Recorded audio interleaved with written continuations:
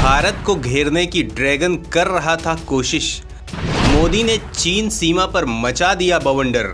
Taiwan के बहाने चीन पर टूट पड़ा सुपर पावर। दोस्तों, दुनिया भर में हो रही घटनाओं का भारत में भी असर पड़ रहा है। भारत ने अपनी मजबूत रणनीति से इन चुनौतियों का सामना किया है, चाहे वो रूस यूक्रेन युद्ध हो, चाहे अफगानिस्तान में तालिबान की वापसी हो। चीन और पाकिस्तान जैसे पड़ोसी भारत के लिए किसी चुनौती से कम नहीं है। भारत इन दोनों देशों की चुनौती से निपटने के लिए मजबूत रणनीति के साथ अपनी रक्षा ताकत को भी बढ़ा रहा है। इसी बीच ताइवान को लेकर हंगामा मच गया है। जिनपिंग आपे से बाहर हैं। बदहवासी में उसने अमेरिका को ही चुनौती दे डाली है। दोस्तों, अमेरिकी संसद की स्पीकर नैन्सी पेलोसी ताइवान की यात्रा पर गईं, जिस पर चीन बिफरा पड़ा है। उसने अमेरिका को युद्ध तक की धमकी दे डाली। आप सोच रहे होंगे कि आखिर नैन्सी पेलोसी के ताइवान जाने से चीन को मिर्ची क्यों लगी। ताइवान को लेकर चीन की क्या है पॉलिसी, वहीं चीन की एक चीन पॉलिसी क्या है। तो दोस्तों, चीन ताइवान को वन चाइना पॉलिसी का हिस्सा मानता है, जबकि ताइवान खुद को एक स्वतंत्र देश मानता है। ताइवान का अपना संविधान है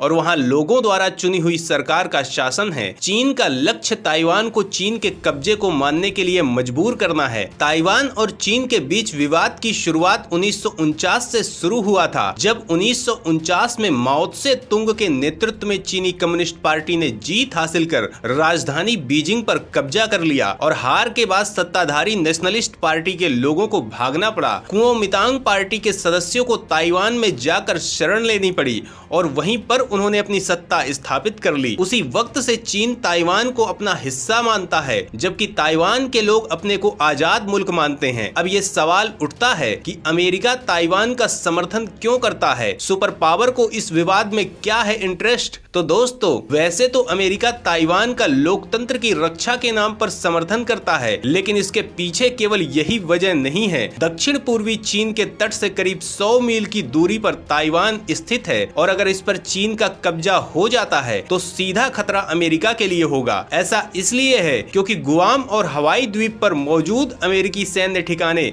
सीधे चीन के निशाने पर आ जाएंगे। साथ ही पश्चिमी प्रशांत महासागर में चीन को खुला रास्ता भी मिल सकता है, जो सीधे तौर पर अमेरिकी हितों को प्रभावित करेगा। इसीलिए अमेरिका ताइवान का समर्थन करता रहता है और उसे सैन्य सहायता से लेकर कूटनीतिक मदद तक करता है। इसके अलावा ऑस्ट्रेलिया, यूके और अमेरिका का समझौता भी प्रशांत महासागर क्षेत्र में चीन पर अंकुश लगाता है। साथ ही ताइवान के इलाके में दक्षिण कोरिया, जापान, फिलीपींस जैसे देश अमेरिका के साथ हैं। इस बीच अमेरिकी प्रतिनिधि सभा की स्पीकर नैन्सी पेलोसी ने ताइवान का दौरा किया। उनका यह ताइवान दौरा अंतर्राष्ट्रीय स्तर पर सुर्खियां बटोर रहा है। पेलोसी के ताइवान दौरे से अमेरिका और चीन के बीच तनाव चरम पर पहुंच गया है। चीन को पेलोसी का ताइवान दौरा रास नहीं आ रहा है और उसने सैन्य कार्रवाई की धमकी दी है, जबकि पेलोसी ने वॉशिंगटन पोस्ट में प्रकाशित अपने ओपिनियन पीस में कहा कि अमेरिकी नेता निरंकुश ताकतों के सामने घुटने नहीं टेकेंगे। इस मामले में चीन अमेरिका के बीच तनाव को देखते हुए मोदी ने कुछ ऐसा किया है कि चीन बिफरा पड़ा है। भारत के लिए 2 फ्रंट वॉर की चुनौती खड़ी करने की कोशिश करने वाला चीन अब कितने फ्रंट पर घिरने वाला है, इसका कोई हिसाब नहीं है। इसी वजह से बौखलाए चीन ने भारत की सीमा पर भी हथियारों के साथ ज्यादा सेना उतार दी है, जिसके जवाब में डीआरडीओ ने किया है धमाका। मोदी ने सीमा पर मचा दिया है बवंडर। तो आखिर डीआरडीओ कौन सा घातक हथियार सेना को सौंपने वाला है? मोदी ने कौन कौन से भयंकर हथियार बॉर्डर पर उतारे हैं? चीन की जान क्यों सूखी हुई है? दोस्तों, इस बारे में जानने के लिए बने रहिए हमारे साथ। भारत की ताकत का दम देखकर आपका दिल बाग बाग हो जाएगा। भारत ने सीमा पर तैनात किए सबसे घातक हथियार। अब अर्जुन टैंक गोले नहीं, मिसाइलें दागेगा।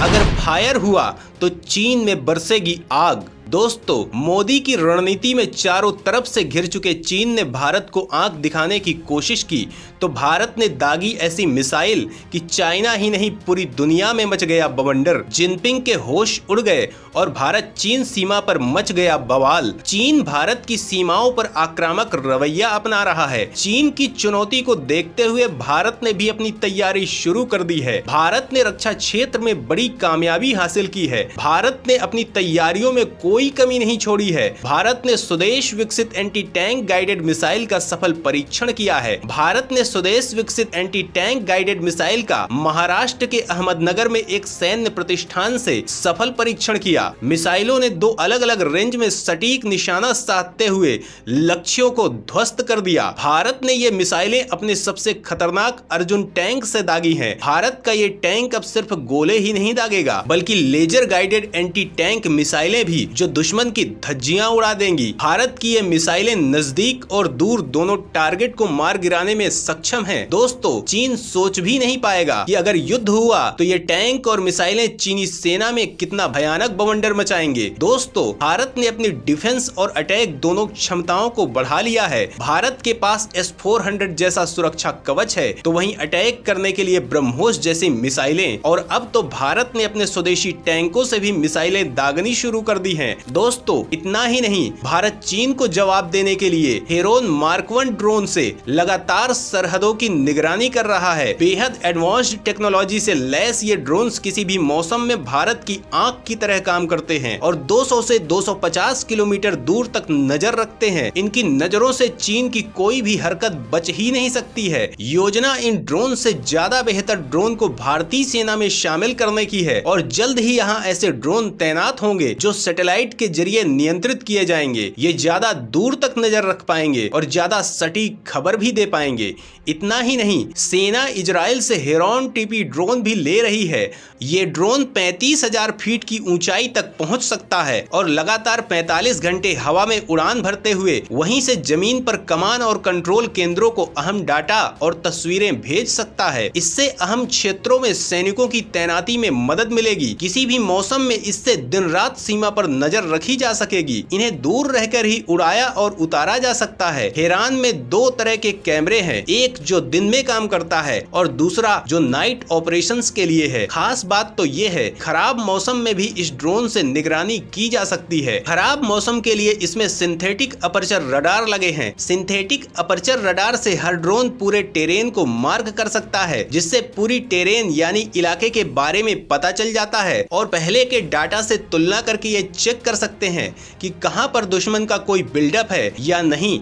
इतना ही नहीं, इजराइल से अटैक ड्रोन्स के लिए भी कॉन्ट्रैक्ट हो चुका है और इजराइल भारत को इसी साल के अंत तक सुपर एडवांस्ड 4 ड्रोन सप्लाई भी करने वाला है। इन ड्रोन से भारत अपनी सीमा पर सिर्फ नजर ही नहीं रखेगा, इन्हें मॉडिफाई करके अटैक ड्रोन में भी तब्दील किया जाएगा ताकि जरूरत पड़ने पर इन ड्रोन्स से ही दुश्मन पर मौत बरसाई जा सके। इसका खाका भी टीम मोदी ने पहले ही तैयार कर लिया है। आर्मी को बैटलफील्ड में बैकअप देने के लिए अरुणाचल में HLH ध्रुव से सैनिकों को फॉरवर्ड लोकेशन पर भेजने का प्लान तैयार है। एक और जहां राशन और हथियारों की सप्लाई के लिए ध्रुव सेना का ट्रम्प कार्ड साबित होता है, तो वहीं दूसरी ओर HAL रुद्र को एग्रेसिव ऑपरेशन के लिए जाना जाता है। स्वदेशी attack helicopter Rudra air to air Mistral missile anti tank missile Helina और रॉकेट लॉन्चर से लैस है। दुश्मन के टैंक हो या फिर हेलीकॉप्टर, बंकर और चौकी को ध्वस्त करने के लिए इस्तेमाल किया जाता है। ध्रुव और चीता हेलीकॉप्टर को कैजुअलिटी इवैक्यूएशन के लिए भी इस्तेमाल किया जाता है। चीन को उसकी किसी भी हिमाकत में भारत अब बख्शने के मूड में हरगिज नहीं है। इसके अलावा भारत ने सीमा पर अपाचे, जगुआर, चिनूक जैसे हेलीकॉप्टर, राफेल, तेजस, सुखोई जैसे भयंकर फाइटर जेट के साथ आकाश, पृथ्वी, अग्नि 1, अग्नि 2, अग्नि 3 के साथ ब्रह्मोस सुपरसोनिक क्रूज मिसाइल को भी सीमा पर तैनात कर रखा है। दोस्तों, भारत की ब्रह्मोस मिसाइल को दुनिया का कोई भी एयर डिफेंस सिस्टम इंटरसेप्ट नहीं कर पाता है। तो दोस्तों, चीन ने जरा सी भी हरकत की